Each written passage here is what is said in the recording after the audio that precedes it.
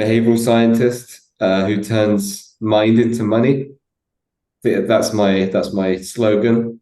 And technology is also, on a broader, more philosophical sense, kind of turned us into robots, I guess, in a way, where we're just kind of responding to stimuli like mice with bits of cheese and electric shocks. Is kind of the nudge-ification, the behavioral science-ification of society. And it can be a little bit dangerous. Even Hitler said that he preferred to give his speeches at night because people's willpower was less because people were tired.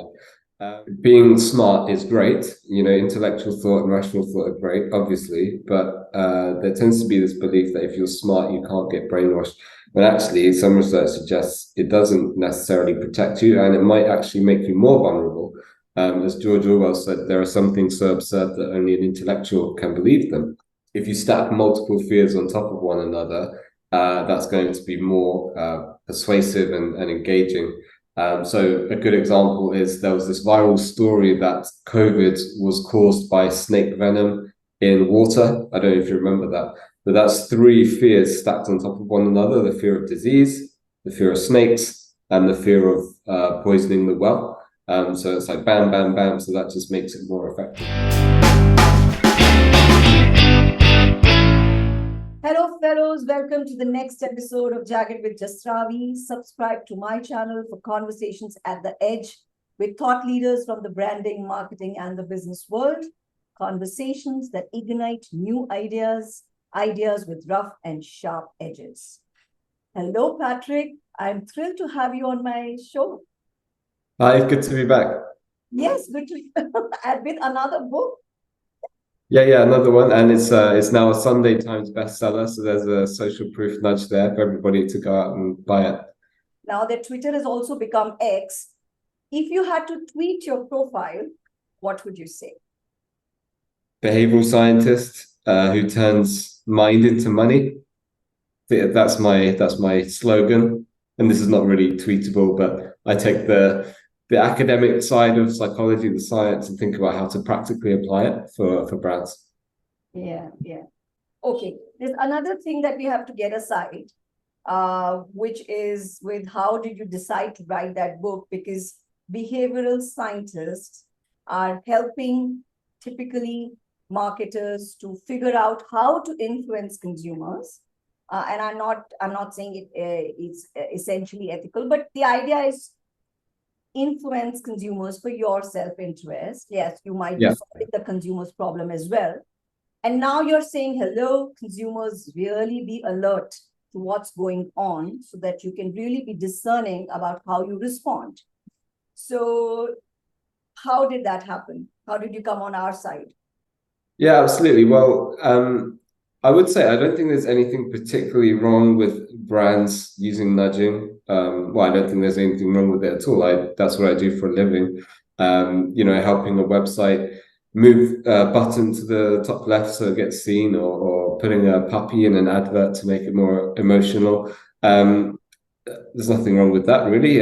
Coca-Cola trying to get you to buy more Coca-Cola. I think we all kind of accept that and agree to the terms, I think the issue, however, is it's all gone a bit much recently. Everyone's trying to influence us all the time. And even if they may feel that they have good intentions, it still is this kind of onslaught of nudging and influence and manipulation from fake news, real news, propaganda, adverts, salespeople, pickup artists. It's just constant. I think two things have driven that. One is advances in behavioral science, of course, understanding how to influence people. And the second is technology, which has allowed people to be given messages anytime, any place, and also for their data points to be measured, analyzed, and used to predict and influence their behavior. And technology is also, on a broader, more philosophical sense, kind of turned us into robots, I guess, in a way, where we're just kind of responding to stimuli like mice with bits of cheese and electric shocks. Is kind of the nudge-ification, the behavioral science-ification of society.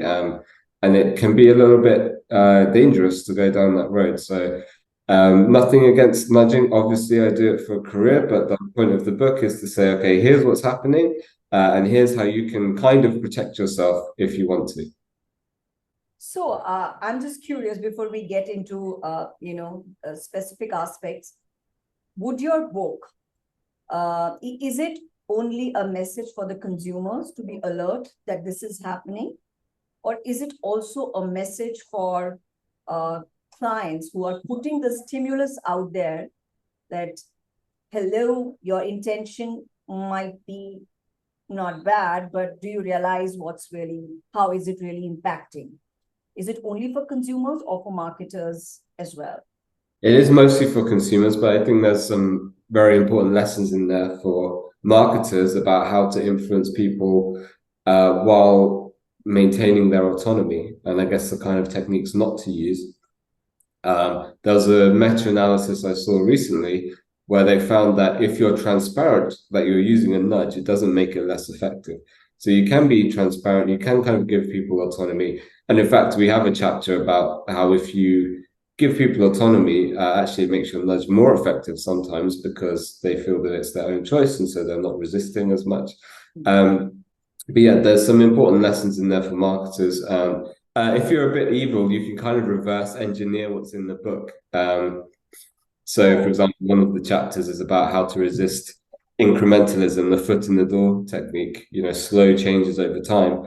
So you could turn around and use that to make slow changes over time. Yeah, it works both directions, but yeah, let's use it for good. When I'm reading about the book, whole thing about awakening to manipulation, how the topic is introduced. When you talk about modern technology encourages artful choreography over truth, where the digital marketing and advertising world exploits data and predictive models to influence behaviors and models. And you're talking about AI, machine learning, and personal data coming together to become a combination that can be very dangerous. So could you elaborate a little bit on this? Yeah, absolutely. So in terms of there being more artful choreography over truth, we all do this really. We're all mini propagandists in a way. We post things on social media that present ourselves in the best light. We use filters.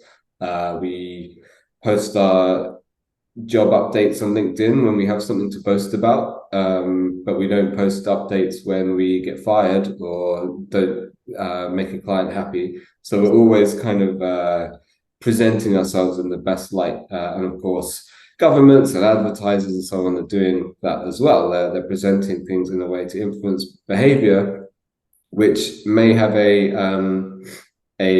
complicated relationship with the truth. So something can be true, but the way it's framed will influence behavior. With loss aversion, for example, if you tell people a medical procedure has a 99% chance of survival, people are more likely to take it than if it has a 1% mortality rate.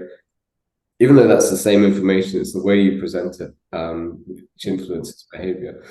So we all do it, but as you said, data and predictive models make it even more sophisticated and potentially dangerous because you can present versions of the truth that resonate with people more personally. You can do personalized persuasion. You can get people into bubbles where they're disconnected from one another. And you can really, with predictive data, kind of read people's minds. I mean, we're not quite there yet, but there are a couple of papers. One of them is actually called "Can Computers Read Our Minds?" And the answer is probably yes. But you may have seen these studies with fMRI where they're able to recreate an image that people are looking at just based on brain signals.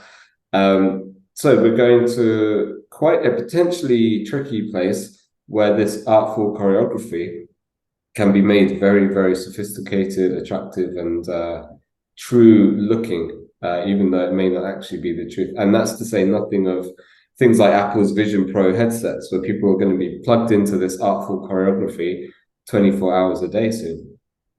Yeah. What can people start doing to protect themselves, to safeguard themselves from this? Because this is, like you said, I mean, it has happened through history. certain amount of manipulation. But today it's overwhelming, and there are every tool is aiding this. Every new advancement is aiding this. Well, the one thing you can do is get immunity. You can get a certain level of immunity against these techniques. If you know what they are and you can spot them, then you're better able to resist them. It's not perfect. It doesn't always work. It's a bit like an optical illusion. Even if you know it's an optical illusion, you can't unsee it. And in the same way, even if you know, for example, the supply of diamonds is artificially restricted by De Beers to make them scarce and therefore valuable. You might know that rationally, and yet I'm sure you'd still love some diamonds. So you can't really totally be immune, but you can get some level of protection by learning about the techniques, by reading the book, for example, available in all good bookstores. But yeah, as I said, it's not perfect, but there are some other things you can do as well. One is simply to limit your exposure to these techniques, to these kind of manipulative materials. So, for example, using Twitter less, watching the news a bit less, watching adverts less. I know it sounds obvious, but there was a book called Battle for the Mind, which was about brainwashing back in the 50s, I think. And it talked about how the only dogs that Pavlov couldn't condition were those who just kind of ignored the bell in the first place. And so if you don't want to be conditioned, you just kind of have to ignore the bell. We spoke to a magician and I asked him, how do you not get tricked by a magician? And he said, don't go to the show. So just kind of cut down your exposure a bit. I mean, no one's expecting anyone to stop watching TV completely. It's a very big ask, but just reduce your exposure and be more mindfully exposed. And then be aware of the conditions through which you're exposed to potentially manipulative materials. If you are tired, hungry, lonely, anxious or stressed, if you are ill or if you need the toilet, basically anything which kind of reduces your conscious brain power, brings down your critical defenses, that makes you more vulnerable to persuasion. So like even Hitler said that he preferred to give his speeches at night because people's willpower was less because people were tired. Also, intellectual humility is important. Just be aware that whoever you are, whatever beliefs you may have, they could be wrong. Just always be open to at least asking questions, and trying to find out what are other people's points of view, other perspectives, and integrate them into yours. So there's more to it, of course. It's all in the book, but those are some broad themes. Yeah, awesome. So many threads that I could take here from. Yeah, so one is that you be more mindful of your state. First, reduce exposure. Be alert to how much you're allocating, how much time and exposure you're having in a day. Just be alert to that and start from there. Reduce it. Be mindful of your state when you are exposing yourself. So that is technology. And you're talking about certain internal human qualities like humility. There was something else also that you talked about, which is being more aware of your own principles. So you're talking about introspection, you're talking about being anchored, and having a strong foundation of your own beliefs so that you're not easily swayed. Now, these are very, very powerful things that you're saying for humanity. I mean, it's not just for business, but just the fact that we are always bombarded with so much technology, and we end up being reactive. We're not even fully aware of what we want, what is our direction, where are we moving, and that is affecting the entire humanity to not be their authentic or best self. So could you speak to a little bit more on that as well, about humility and one's own principles? Yeah, so on the humility side, being smart is great. You know, intellectual thought and rational thought are great, obviously, but there tends to be this belief that if you're smart, you can't get brainwashed. But actually, some research suggests it doesn't necessarily protect you, and it might actually make you more vulnerable. As George Orwell said, there are some things so absurd that only an intellectual can believe them. And smart people are really good at rationalizing. That's what the rational mind does. It rationalizes so they can come up with reasons for why they believe what they believe, but their belief or anyone's belief is more often than not driven by emotional or situational factors. It's just that smart people are better for coming up with a reason why. And they're more confident in their beliefs. They're more likely to think that it's true, even though it might not be. So having some humility and also listening to your guts is really important. I know there's at least 1 or 2 studies that found that a mindfulness meditation can reduce susceptibility to cognitive bias. So it's about being in touch with your emotional, intuitive responses to something, because that's when you'll be able to pick up if something's not quite right. But to your other point about the importance of principles, yeah, the chapter is called Stand for Something or Fall for Anything. And this applies, as you said, on a really big scale, societal scale, that when societies become more secular and more,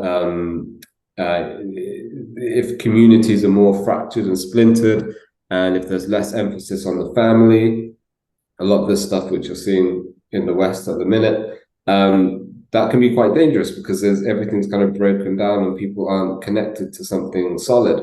And that's potentially where these mass movements can take hold, because people are looking for security, they're looking for belonging. They're kind of like, you know, in a chemical reaction, when it breaks down, it means the constituent parts are more reactive. They want to bind to something else. It's the same with people.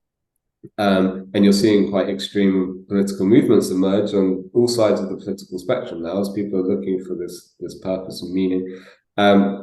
So if you can anchor yourself to something, you know, traditionally it's a religion, but it doesn't have to be. It can be family, community, philosophy, your job, even hobbies. One book, The True Believer by Eric Hoffer, he says how people with hobbies are more, or people who are creative are more resistant to these mass movements because they have something to focus on and spend their time on.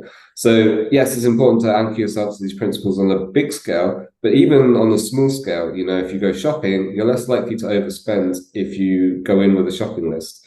Or if you go to the casino, if you have a set budget in mind, you're less likely to lose more money. So it's all about having kind of a plan and something secure to stick to.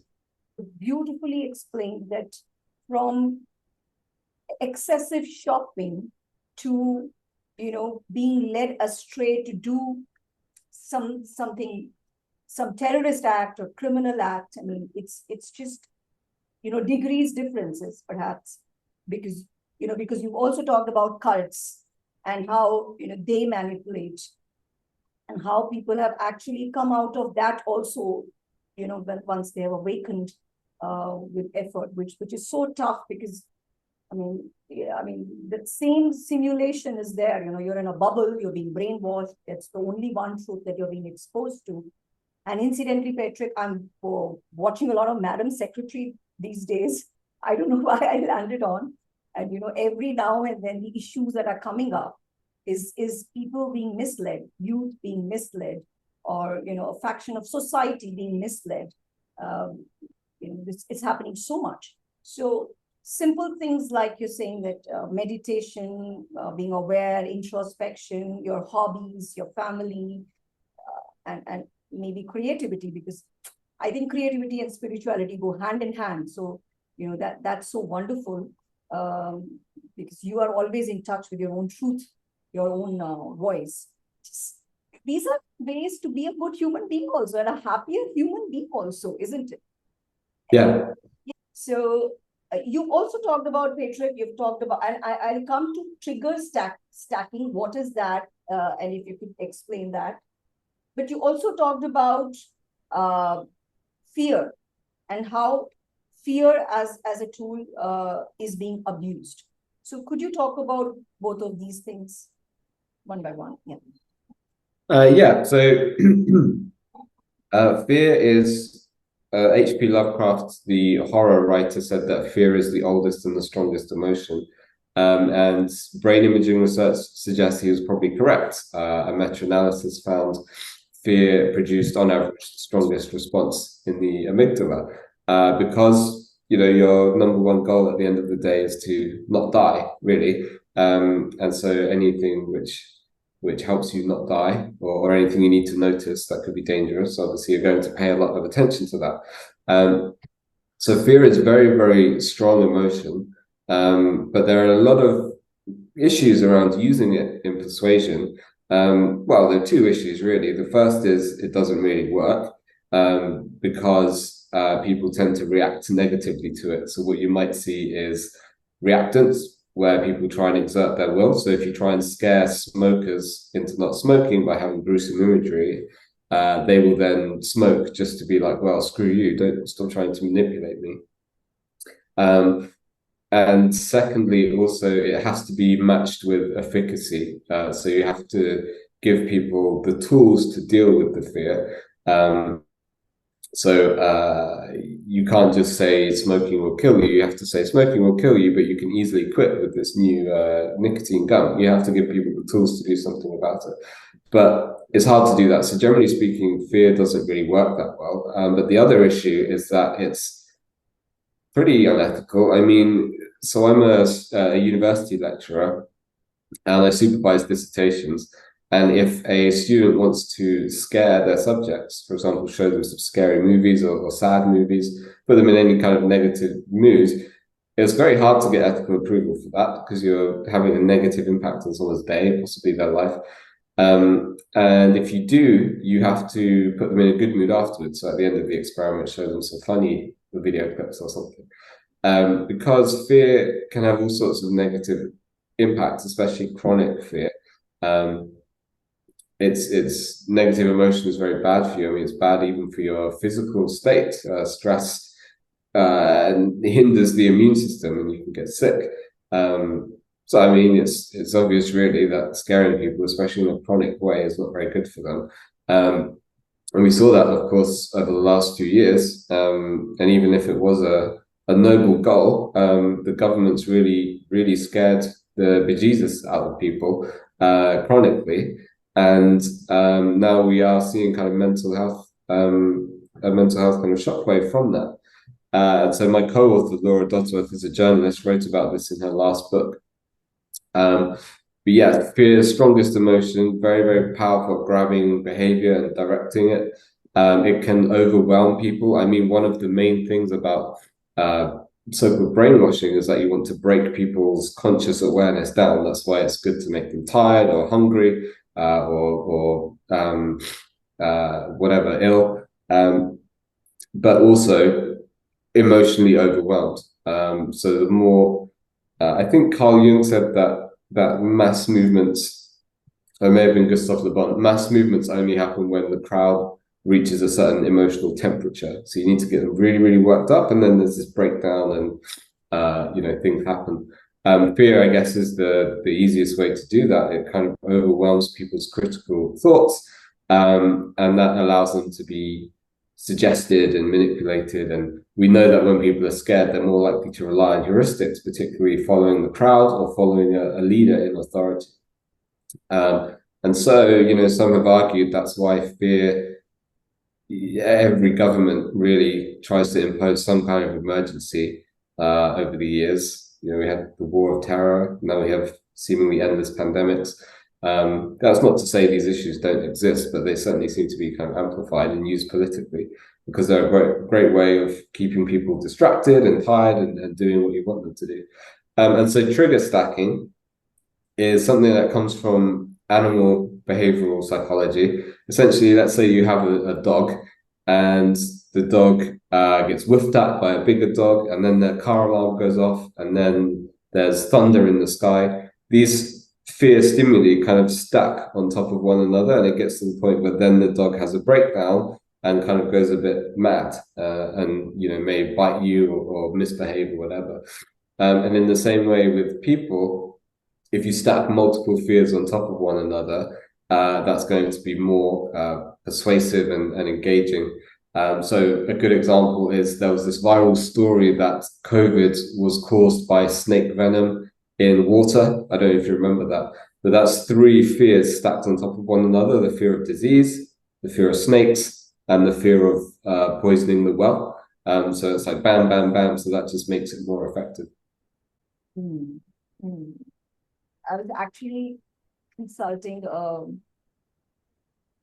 vaccine manufacturer like just recently, and they were talking about like another variant is going to come, and people with comorbidities should go for a vaccine, etc. And um, so there was a whole discussion about which approach to take, because there is a whole lot of cynicism, there is a whole lot of fatigue around the topic, there's a whole lot of resistance to even wanting to think about it, because people have gone through so much, and it's like, it's like a chapter I don't want to open for some time at least. We've not really dealt with what we've gone through at some level. So what?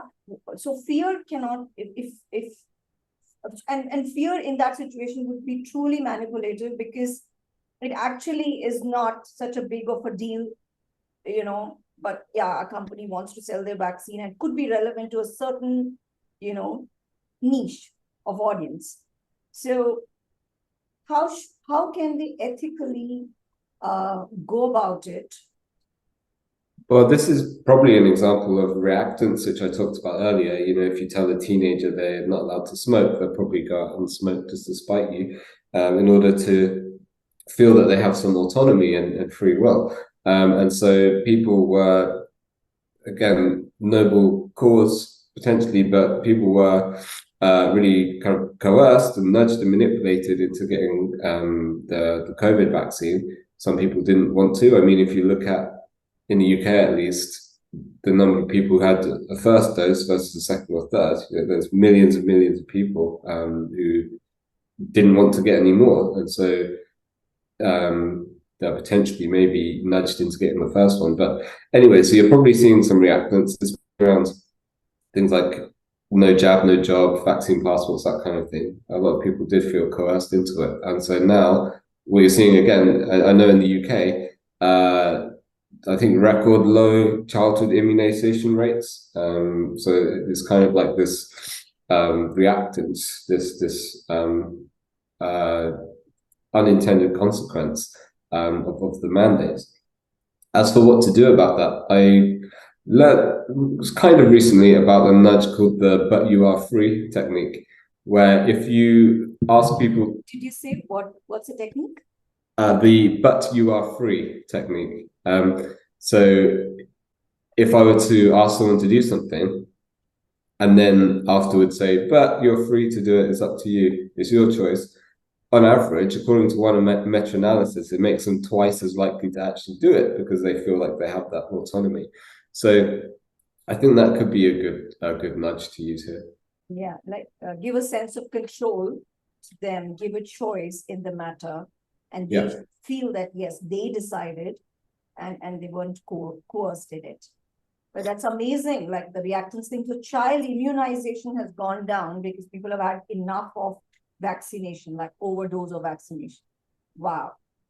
You also talked about comedy and humor, how they can effectively dismantle manipulated narratives and combat misinformation. And that's amazingly interesting. Who would have thought of that? So why don't you share something about that, Kate? Yeah, there's two reasons why humor can be so effective. One is because it's a cathartic release of emotion. So all of that stress, fear, or anger that you might be holding inside, humor just lets you let it out. And so if you don't let it out, it can kind of build up, and then it needs a release valve. And if it's not humor, then it could be going to protest and smashing things up, or worse. So humor is great for that reason. But secondly, it's also because brainwashers and manipulators often draw power from the illusion of power. So if you think somebody can do something, if you think they're powerful and mysterious and magical, then they're more likely to influence you. You're more likely to be influenced by them. And it's been found with magic tricks, for example. If you think you know how it's done, if you think it's not really magic, then it just won't work as well. So there's kind of an element of theatre, an illusion about it. It's a bit like the Wizard of Oz is really just a tiny man behind the curtain. Or in World War II, one and two, I think, both sides had inflatable tanks to make their armies seem bigger, because then that illusion of power has control. And in cults and mass movements, people tend to attach to a strong, powerful, authoritative figure. So if you can basically puncture that, if you can puncture that tank, as it were, with humor, if you can show it's just a silly little man behind the curtain, you kind of take away their power. Wow. And now I have even more respect for stand-up comics, because Yeah. they really stand up to authority. They really call out false beliefs and, like obsolete notions. Well, they used to. Yeah, I mean, they do that. Yeah, if our authority was a little more permissive, maybe they do a little bit more, because they also have to kind of then suffer, being banned from Twitter or put in jail, or all kinds of things. But that is their power, and that's understandable. Well, when a comedian does that, which is a comedian's privilege to slaughter sacred cows, as you said, then everyone else can see it, and it kind of ripples out, and it stops that conformity effect. Yeah, and hence it's so powerful. Humor and comedy, awesome. Yes. You've also talked about Apple's policy on user tracking changed the digital advertising landscape. So how can individuals demand transparency and ethical behavior from corporations and institutions? I don't think that we can expect corporations and institutions to do the right thing. I don't think anyone's going to come along and save us. So it's really in our hands. It's up to us to take personal responsibility. And again, there are things you can do, like, well, use these tools less, give away less data, don't consent to agreements to use websites, don't make sure you don't tick the boxes to analyze your data, that kind of thing.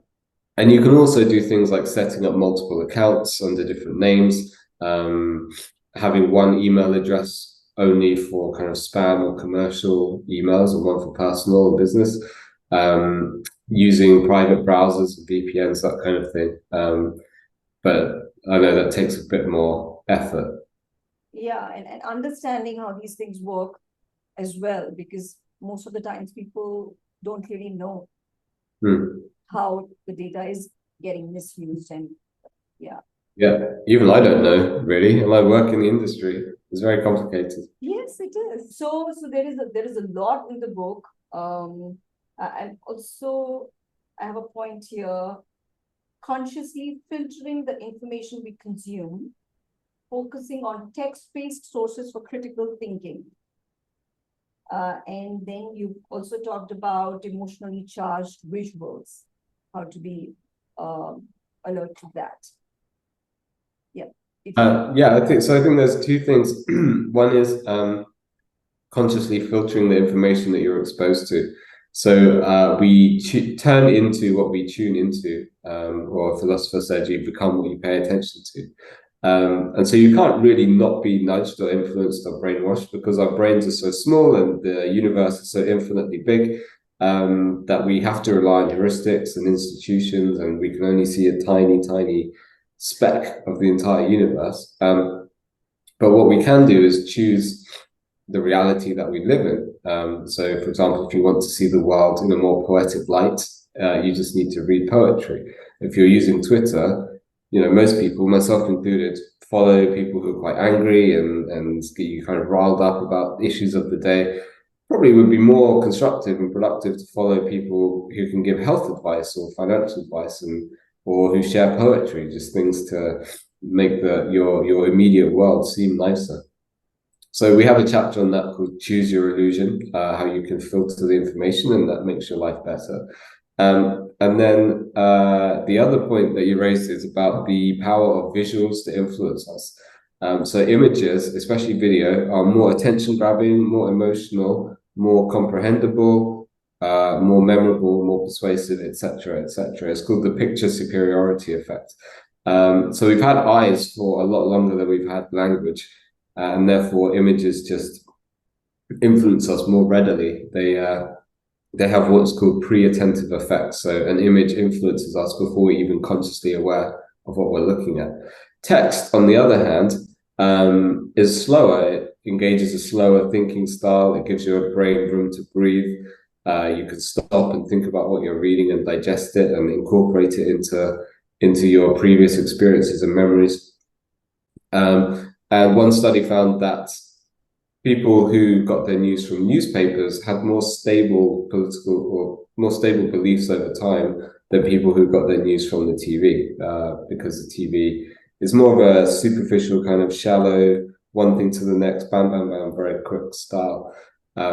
So that chapter is called Get It in Writing, and it's about the importance of reading your information rather than just having it via image or especially video. Choose your illusion. Love that. And get it into writing. Before I get to the next thing, I was just thinking of Patrick, because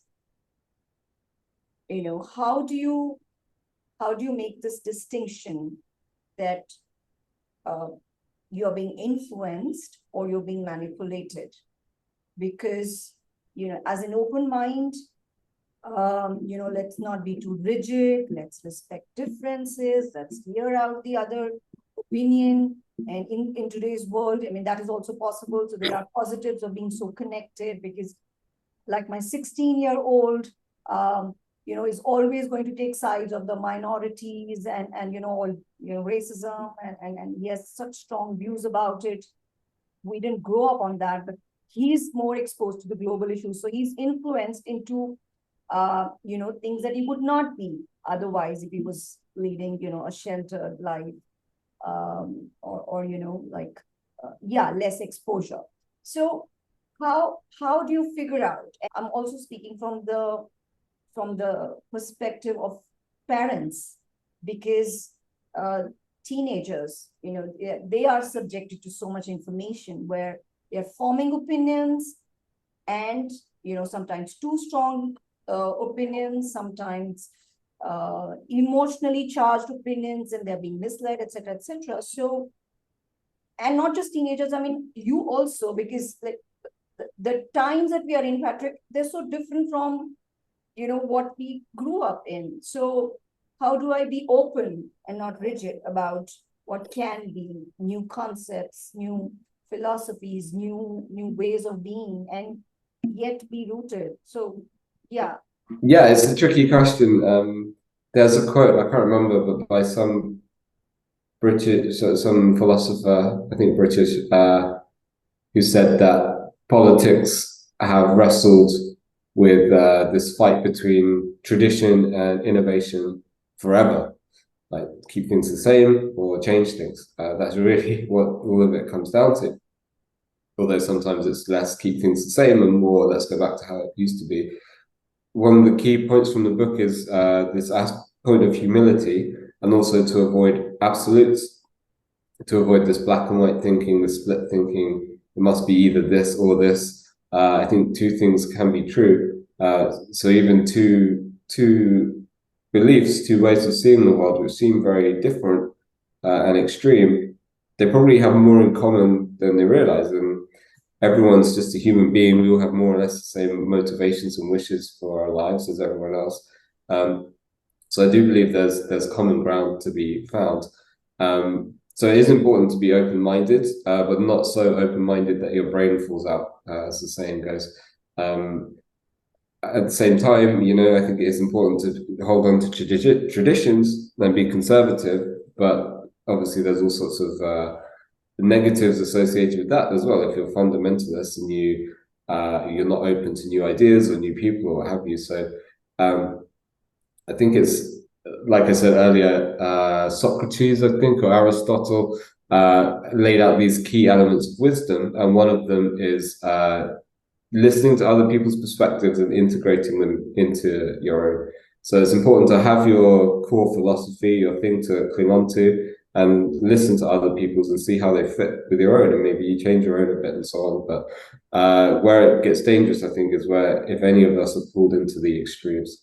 Yeah, and completely let go of your own truth, or you're not aware of your own truth, then you are like, yeah, Blown around.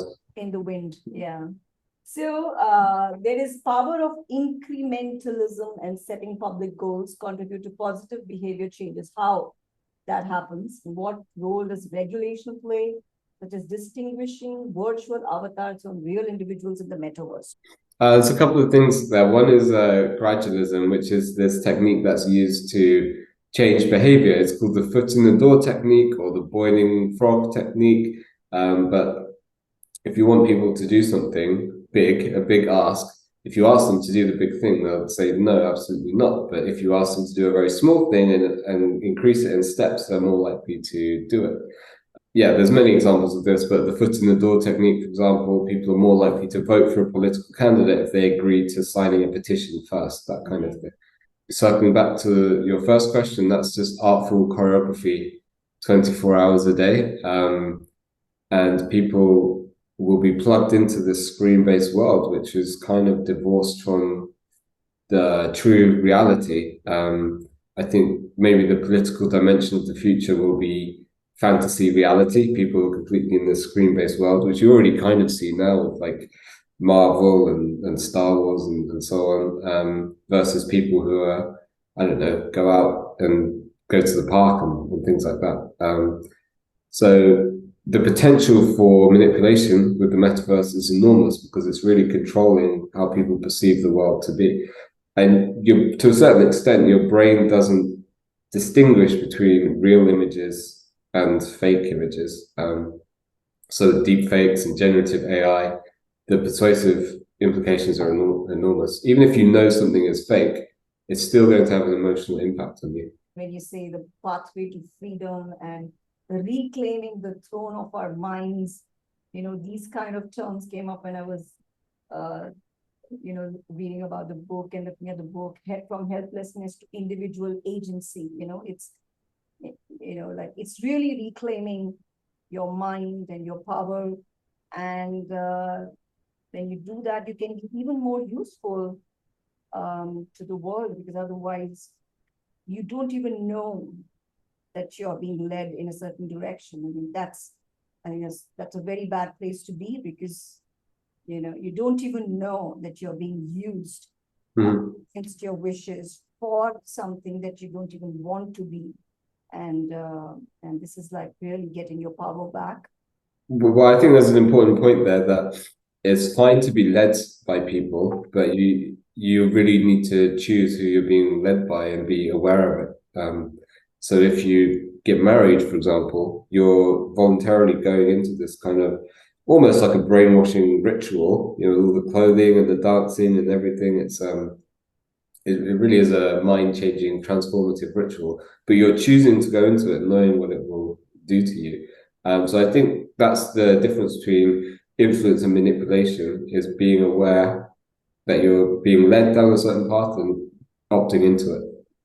For brands and communication and advertising with these powerful images, be it fashion, be it, all aspirational brands, which are trying to create temptation, desire, whether it's food, processed foods, all these categories are, trying to manipulate and, ignite a desire, which is not totally healthy. Food sometimes might not be healthy. Things that you're going to acquire might be completely beyond your reach, or at least you don't need it, you require it. But this kind of a conversation, Patrick, that it comes up that, it's not totally responsible, but how can brands think like this? That, I mean, because it's not in their interest. That, I'm into brand strategy, and we always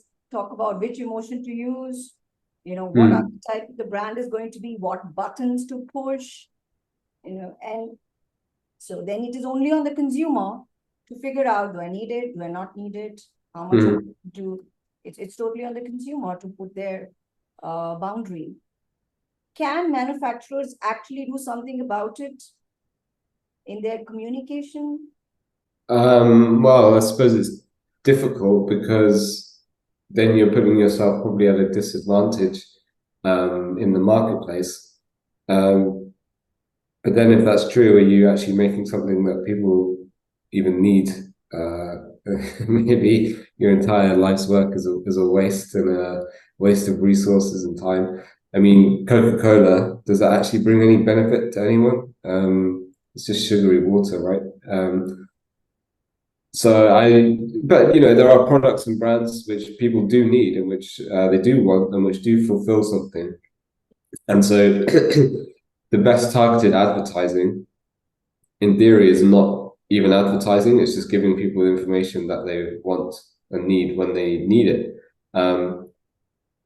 So the better these means of distribution and targeting become, in theory, hopefully, the less you need to rely on tricks, basically, to get people to buy stuff.